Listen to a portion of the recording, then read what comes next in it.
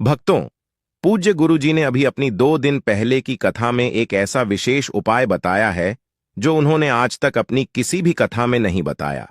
पूज्य गुरुजी ने कहा कि जब आपके हाथ तंग चल रहे हो, जब रुपए पैसे कहीं से प्राप्त ही ना हो पा रहे हो, जीवन में चारों तरफ से सिर्फ और सिर्फ परेशानियां आ गई हो, उनसे बाहर निकलने का कोई रास्ता ना दिखाई पड़ रहा हो, व्यापार फैक्ट्री, नौकरी दुकान या कुछ भी ना चल रहा हो, चारों तरफ से नुकसान ही नुकसान हो रहा हो, तो आपको यह एक उपाय सिर्फ 1 दिन कर लेना है। और गुरुजी ने कहा कि आप कुछ ही दिनों में देखेंगे कि आपके जीवन में कितना बड़ा चमत्कार हुआ है। धन प्राप्ति के नए नए मार्ग बन जाते हैं, जीवन की सारी बाधाएं समाप्त हो जाती हैं और आपको सुख समृद्धि की प्राप्ति होती है।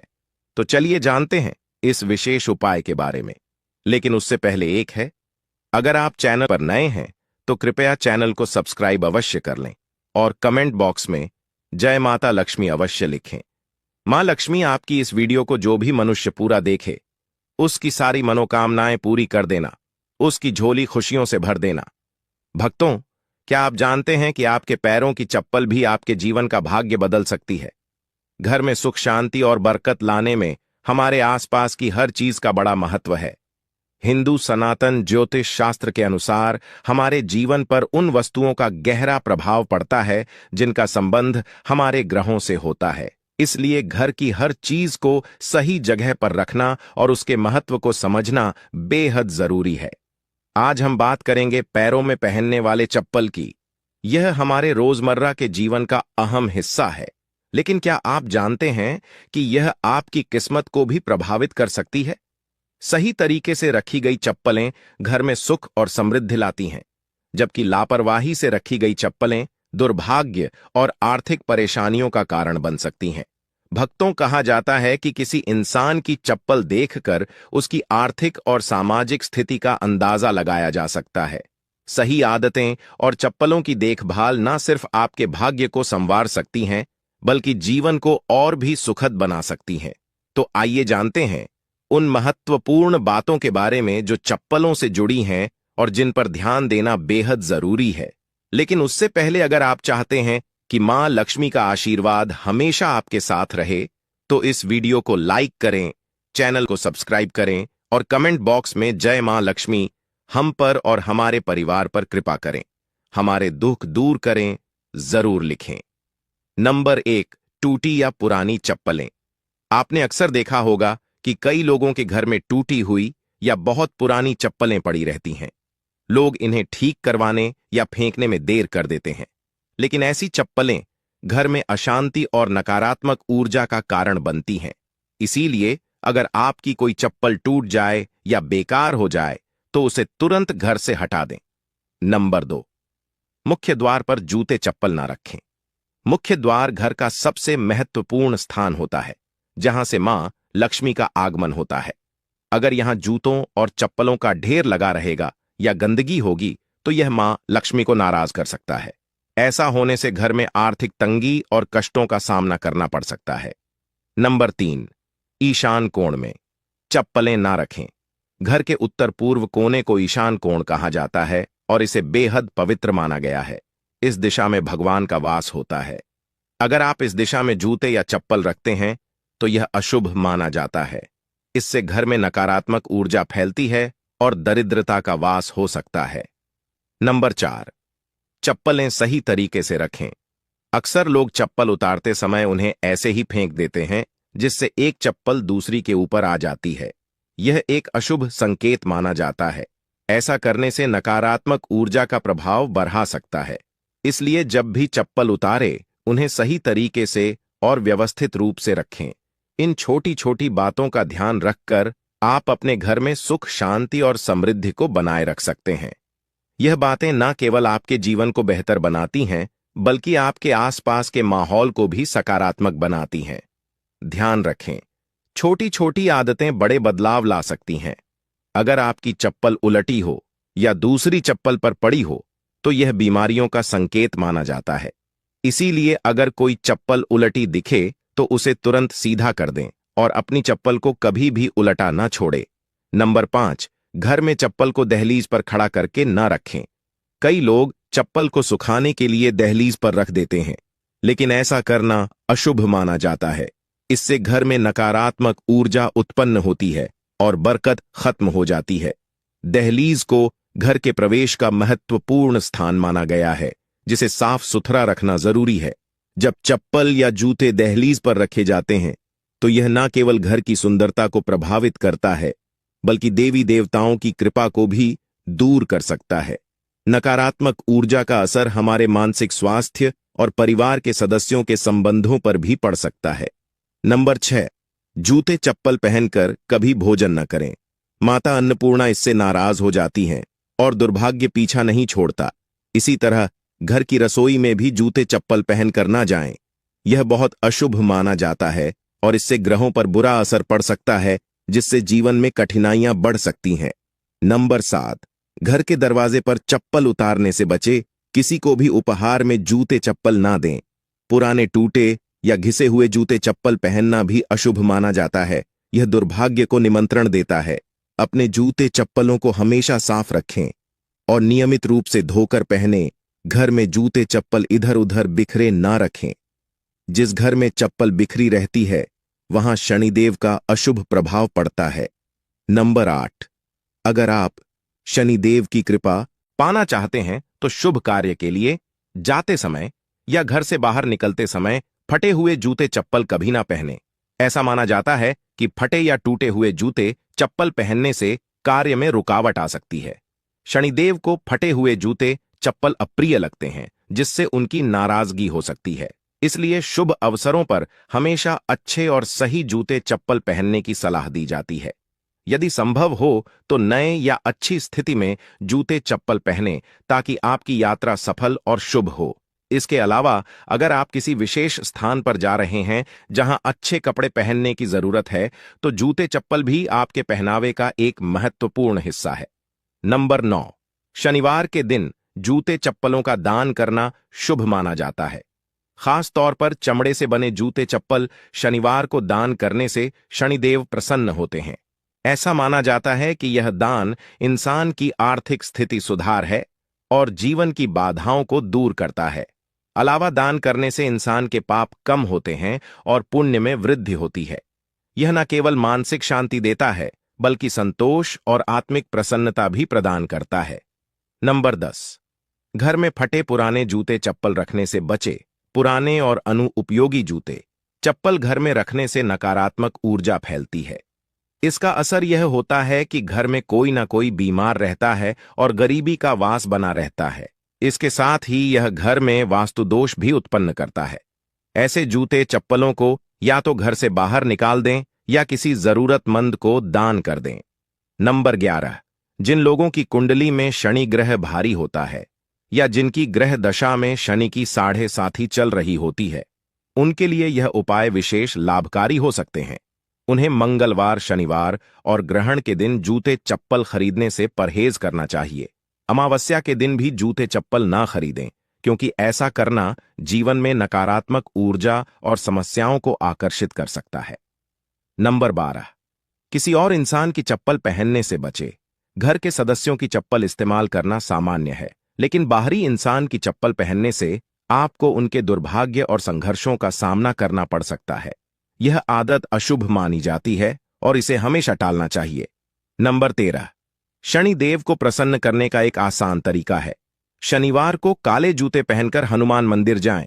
मंदिर के बाहर जूते उतारकर हनुमान जी के दर्शन करें और प्रार्थना के बाद उन जूतों को वहीं छोड़ दें। यह जूते किसी जरूरतमंद के काम आएंगे, जिससे शनिदेव और बजरंग बली प्रसन्न होंगे। यह उपाय आपके जीवन की कठिनाइयों को दूर कर घर में सुख समृद्धि लाएगा। नंबर 14, अन्न और धन के भंडार वाले स्थान को पवित्र रखें। जहां घर का अनाज या धन रखा हो, वहां जूते चप्पल पहनकर कभी ना जाए। ऐसा करना अशुभ माना जाता है और इससे धन हानि या अन्य की बर्बादी हो सकती है। इन स्थानों को साफ सुथरा और जूते चप्पल रहित रखना बेहद जरूरी है। नंबर 15, पुराने और अनुपयोगी जूतों का उपाय। शनिवार के दिन अपने किसी पुराने या अनुपयोगी जूते पहनकर किसी चौराहे पर जाएं। वहां जूते उतारकर प्रार्थना करें कि आपकी धन संबंधी सभी समस्याएं इन जूतों के साथ समाप्त हो जाएं। प्रार्थना के बाद उन जूतों को वहीं छोड़कर घर लौट आए। यह उपाय आपके घर में बरकत और आर्थिक समृद्धि लाने में सहायक हो सकता है। आपके अन्न और धन के भंडार हमेशा भरे रहेंगे। भक्तों, घर के मंदिर में जो एक लोटा जल रखा जाता है, उसका क्या करें? घर के मंदिर का लोटा कैसा हो, पीतल का हो, तांबे का हो, और घर के मंदिर में जो एक लोटा जल रखा होता है, उस जल का हम क्या करें? कुछ लोग करते हैं गलती और बाद में पछताते हैं। ऐसी गलती आप कभी मत करना, नहीं तो कंगाल हो जाओगे, बर्बाद हो जाओगे। घर के मंदिर में एक लोटा जल ऐसे कभी मत रखना। साथ ही जानिए दीपक घर में कौन से पदार्थ का रखना चाहिए? तांबे का, लोहे का, पीतल का, कांसे या फिर स्टील का, कांच का या फिर माटी का। कुछ लोग घर में रखते हैं गलत दीपक और घर हो जाता है बर्बाद। इस पदार्थ का दीपक तो हम भी नहीं रखते। और जानिए, दीपक की लौ कच्चे कलावे से बनाए या रुई से या फिर सूती हाथ में बंधने वाले कलावे से कुछ लोग करते हैं, भयंकर गलती लग जाता है।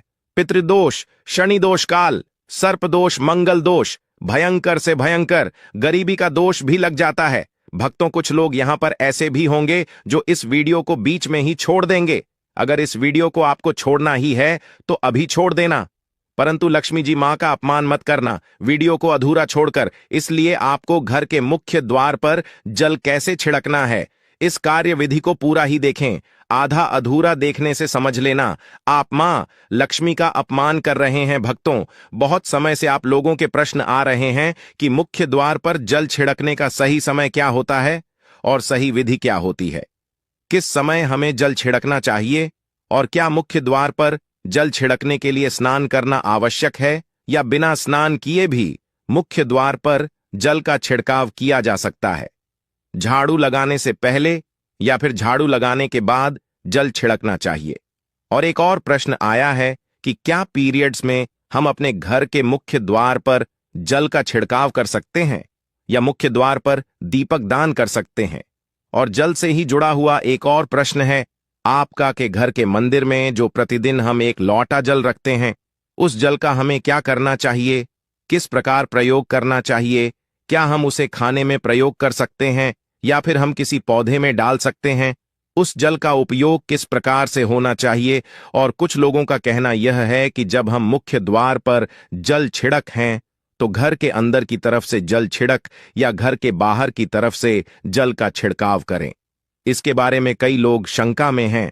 आज यह शंका भी दूर हो जाएगी और मुख्य द्वार पर जल छिड़कने से संबंधित आपका अगला प्रश्न है कि कई ऐसे लोग हैं जो कि फ्लैट में रहते हैं, कुछ ऐसे लोग हैं जो किराए के मकान में रहते हैं, एक ही कमरे में रहते हैं, तो उन्हें अपने घर पर मुख्य द्वार पर दीपदान किस प्रकार से करना चाहिए? जल कहां छिड़कना चाहिए? मतलब वह इस जगह को मुख्य द्वार मानकर वहां पर मुख्य द्वार से जुड़े हुए उपाय करें। तो आज की वीडियो पूरी तरह से आपके प्रश्नों पर ही आधारित है। मुख्य द्वार पर जल छिड़कने का सही समय क्या होता है और सही विधि क्या होती है? तो देखिए, अगर आप मुख्य द्वार पर जल छिड़क हैं तो आपको ध्यान रखना है कि जल आप एक दिन पहले ही मतलब रात को सोने से पहले एक पात्र में, कोई भी आप पात्र ले सकते हैं, जैसे कि आप एक तांबे का भी पात्र ले सकते हैं। तांबे का ना हो तो आप पीतल का ले सकते हैं, स्टील का ले सकते हैं, चांदी का ले सकते हैं, जो भी पात्र आपके पास उपलब्ध हो।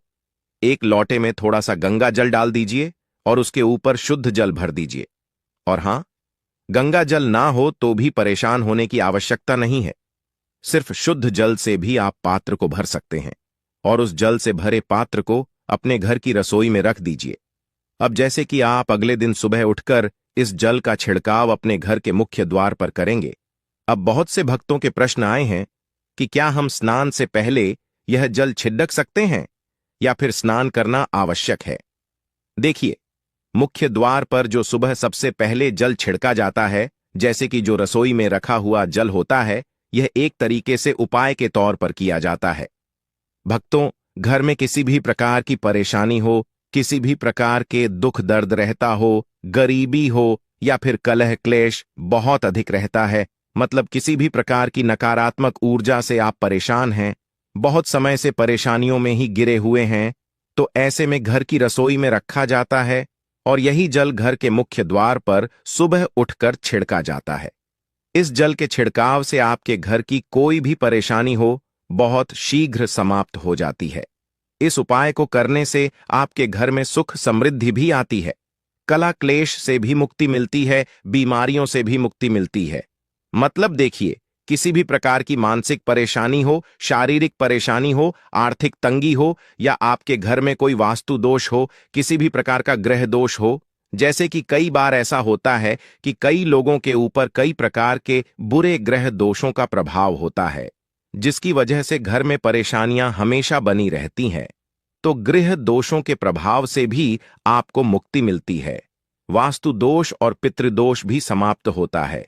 इसके साथ ही जैसे कि बहुत से लोगों के प्रश्न होते हैं कि उनके ऊपर किसी ने कुछ कर करा दिया है, उनके परिवार में किसी भी प्रकार की पहले कोई परेशानी नहीं थी, लेकिन अब भी कुछ समय से परेशानियां लगातार आती ही जा रही हैं और कोई रास्ता नहीं मिल रहा है परेशानी से निकालने का। तो किसी के भी किए कराए तंत्र मंत्र का प्रभाव हो, किसी की बुरी नजर का प्रभाव हो, तो भी आपके इस उपाय से, मतलब इस एक लोटा जल से, आपकी परेशानी स्वतः ही कुछ दिनों में समाप्त हो जाती है। तो यह घर की सभी परेशानियों से मुक्ति पाने का रामबाण और सबसे सरल, सबसे आसान उपाय होता है, जो हमारे सनातन शास्त्रों में वर्णित है। तो आप अपने घर की रसोई में एक लोटा जल रखें, रात में भरकर और प्रातःकाल जल्दी उठकर उसी जल से अपने घर के मुख्य द्वार को धोते हैं तो कोई समस्या नहीं है। लेकिन इस जल का छिड़काव घर के मुख्य द्वार पर सूर्योदय होने से पहले हो जाना चाहिए। अब भक्तों, जैसे आपका अगला प्रश्न है कि क्या हमें स्नान करके इस जल का छिड़काव अपने घर के मुख्य द्वार पर करना चाहिए या फिर बिना स्नान किए भी कर सकते हैं। देखिए, ये जो हम जल छिड़क हैं, मतलब ये एक उपाय होता है, तो इसे हम स्नान करने के बाद नहीं करते हैं। सुबह जल्दी उठते हैं और उठकर सबसे पहले घर की रसोई में जाएंगे, उसके बाद उस जल को लेकर आप घर के मुख्य द्वार पर जाएंगे। मुख्य द्वार खोलकर, मतलब मेन गेट खोल दीजिए और उसके बाद मुख्य द्वार पर इसी जल का छिड़काव कर दीजिए। और जल का छिड़काव करते समय अपने पितरों का ध्यान कीजिए, मां लक्ष्मी का ध्यान कीजिए, क्योंकि कहा जाता है कि सुबह सुबह मां लक्ष्मी प्रत्येक द्वार पर आती है, सबके द्वार पर आती है, जिनके भी द्वार खुले होते हैं, जिनके घर में जल का छिड़काव मुख्य द्वार पर हुआ रहता है, उसके घर में प्रवेश कर जाती है। तो महालक्ष्मी का अपने मन में ध्यान कीजिए और एक तरह से प्रार्थना कीजिए, हे मां लक्ष्मी, आप मेरे घर में प्रवेश करें, मैं आपका स्वागत करने के लिए तैयार हूं। और इसके बाद अपने पितरों का ध्यान कीजिए, क्योंकि हमारे घर की दहलीज होती है, वहीं पर पितरों का वास माना जाता है। तो जब आप दहलीज पर जल के छींटे देते हैं तो आपके पितृ बहुत प्रसन्न हो जाते हैं और उनका आशीर्वाद भी आपको प्राप्त होता है। तो सुबह जो आप जल छिड़के, इसके लिए स्नान करने की आवश्यकता नहीं है, बिना स्नान किए भी कर सकते हैं। भक्तों, वीडियो में आगे बढ़ने से पहले आपसे छोटा सा निवेदन है कि कमेंट बॉक्स में जय मां लक्ष्मी अवश्य लिखें। महालक्ष्मी जी, जो भी भक्त इस वीडियो को देख रहा है, उसके घर में सुख समृद्धि आए, उसके घर में कोई भी परेशानी नहीं आए और पूरा परिवार सुख शांति से अपना जीवन यापन करें। भक्तों, अगर तुम में से कोई महालक्ष्मी जी को मानता है, तो अगर सच में ही भक्त हैं, आप इस वीडियो को लाइक कर कमेंट बॉक्स में एक बार जय मां लक्ष्मी लिख देना और उसके मन में जो भी मनोकामना है वह पूरी कर देना। अब भक्तों, आपका अगला प्रश्न है कि क्या झाड़ू लगाने के बाद हमें जल का छिड़काव करना चाहिए या फिर झाड़ू लगाने से पहले भी जल का छिड़काव कर सकते हैं। तो देखिए, जैसे मैंने आपको पहले ही बताया था कि उठने के बाद सबसे पहला कार्य जो आपको करना है वह जल का छिड़काव ही करना है। उसके बाद आप झाड़ू लगा सकते हैं। लेकिन एक चीज का ध्यान रखिए, जब हम सोकर उठते हैं तो सबसे पहले बिस्तर पर बैठे हुए ही अपने दोनों हथेलियों को जोड़कर और दोनों हथेलियों को सामने से जोड़कर पूरी हथेली को देखा जाता है। उसमें मां लक्ष्मी का ध्यान किया जाता है। उसके साथ ही 5 देवताओं का ध्यान किया जाता है। 5 देवता कौन कौन से होते हैं? मां दुर्गा, भगवान शिव, भगवान श्री हरि विष्णु, गणपति गजानन और भगवान सूर्य देवता। 5 देवताओं का ध्यान हम अपने हाथों में ही करते हैं, हथेलियों में ही करते हैं। कराग्रे वस्ते, लक्ष्मी का मध्य, सरस्वती, कर मूल्यत ब्रह्मा प्रभाते कर दर्शम भक्तों। इस मंत्र का उच्चारण आप चाहे तो कर सकते हैं, नहीं करते हैं तो भी कोई बात नहीं। अपने इष्ट देव देवता का और 5 देवताओं का ध्यान अपनी हथेलियों में कर लीजिए। उसके बाद दोनों हाथ जोड़कर सभी देवी देवताओं को प्रणाम किया जाता है और उसके बाद अपने हाथ से पृथ्वी का स्पर्श करते हैं, धरती को छूकर प्रणाम करते हैं 2 बार या 3 बार, और उसके बाद अपना दाहिना पांव पृथ्वी पर रखते हैं, भक्तों धरती पर रखते हैं। उसके बाद ही बाकी के जो सभी कार्य होंगे वह उसके बाद ही किए जाएंगे। जल का छिड़काव आप उसके बाद ही करेंगे, मतलब सुबह उठने के बाद सबसे पहले हथेलियों के दर्शन फिर को प्रणाम कीजिए, फिर धरती पर पैर रखें और उसके बाद रसोई में जाकर आपको जल लेना है और घर का मुख्य द्वार खोलकर मुख्य द्वार पर जल का छिड़काव करना है। मां लक्ष्मी का और अपने पितरों का ध्यान करना है। उसके बाद आप अपने घर में आ जाएंगे और उसके बाद जो भी आपकी रूटीन वर्क होते हैं, मतलब झाड़ू लगाएंगे या फिर आप स्नान करेंगे, ये सभी कार्य उसके बाद किए जाएंगे। और अब जैसे कि कई लोगों के प्रश्न आते हैं कि जब हम जल का छिड़काव करते हैं, क्या उसी समय हम घर के मुख्य द्वार पर झाड़ू लगाकर और पानी डालकर क्या हम मुख्य द्वार की अच्छे से सफाई कर सकते हैं? जी हां, बिल्कुल कर सकते हैं। पहले आप जो रसोई में रखा हुआ जल है उस जल का छिड़काव कर दीजिए। उसके बाद और भी पानी डालकर, मतलब अगर आपके पास जल और उपलब्ध है तो और जल लेकर और घर के मुख्य द्वार की अच्छी तरह से झाड़ू से या कैसे भी सफाई कर सकते हैं। और कई लोगों के प्रश्न आए हैं कि हम किसी फ्लैट में रहते हैं या फिर किसी ऐसे कमरे में रहते हैं, किराए के कमरे में, कि हमारे पास एक ही कमरा है, तो हम जल का छिड़काव या फिर दीपक दान कहां पर करें, किससे हम अपना मुख्य द्वार माने। देखिए, जो आपका अपना कमरा है या फिर जो फ्लैट है आपका, जहां पर आपका नेम प्लेट लगा हुआ है, आप उसी स्थान पर दीपक दान करेंगे और उसी स्थान पर आपको जल का छिड़काव करना है। मतलब जहां पर अगर एक ही कमरे का मकान है तो आपके कमरे का दरवाजा है, वहीं पर आपको थोड़ा सा जल छिड़क है और वहीं पर आप दीपक दान भी करेंगे, जो कि मुख्य द्वार से जुड़े हुए उपाय होते हैं। वह आप अपने घर के, मतलब जो अपना कमरा है उसके बिल्कुल दरवाजे के पास ही करेंगे। और आपका अगला प्रश्न है कि क्या पीरियड में हम अपने घर के मुख्य द्वार पर जल का छिड़काव कर सकते हैं, दीपक दान कर सकते हैं? देखिए, जल का छिड़काव करने के लिए पीरियड हो या ना हो उससे कोई फर्क नहीं पड़ता, जल का छिड़काव कर सकते हैं। रही बात दीपक दान की, तो दीपक दान देखी कार्मिक पूजा में आ जाता है और कार्मिक पूजा हम बिना शुद्ध हुए नहीं कर सकते हैं, मतलब पीरियड समाप्त होने के बाद ही आप कर सकते हैं भक्तों। बाकी जल का छिड़काव आप कभी भी कर सकते हैं, पीरियड्स में भी कर सकते हैं, कोई समस्या नहीं है। और अब आपका प्रश्न है कि क्या घर के मंदिर में जो हम जल रखते हैं क्या वह रखना जरूरी है, और अगर हम रखते हैं तो उस जल का क्या करें? देखिए, घर के मंदिर में जल रखना बहुत आवश्यक है। जल एक ऐसी चीज होती है जिसमें सभी प्रकार की जो ऊर्जा होती है ऑब्जर्व हो जाती है।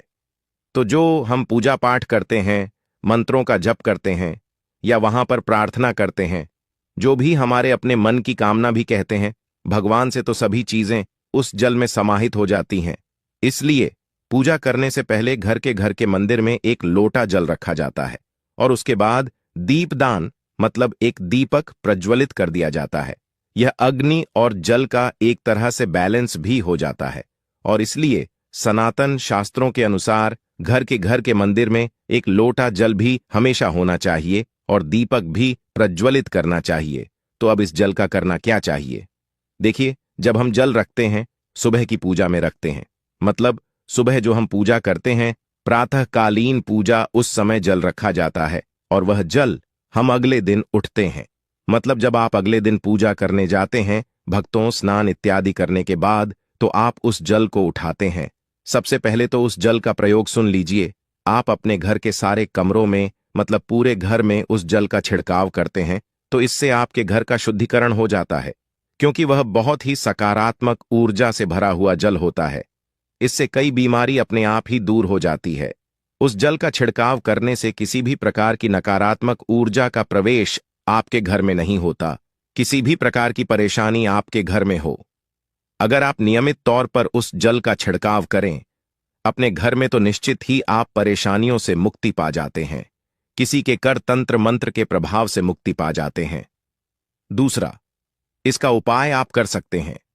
जैसे कि घर में कोई बीमार है तो आप इस जल को उस व्यक्ति को पीने के लिए दे सकते हैं, और यह जल इतना शक्तिशाली होता है कि इस जल को पीने से बड़ी बीमारियों से, मतलब लंबी बीमारियों से भी धीरे धीरे राहत मिलने लग जाती है।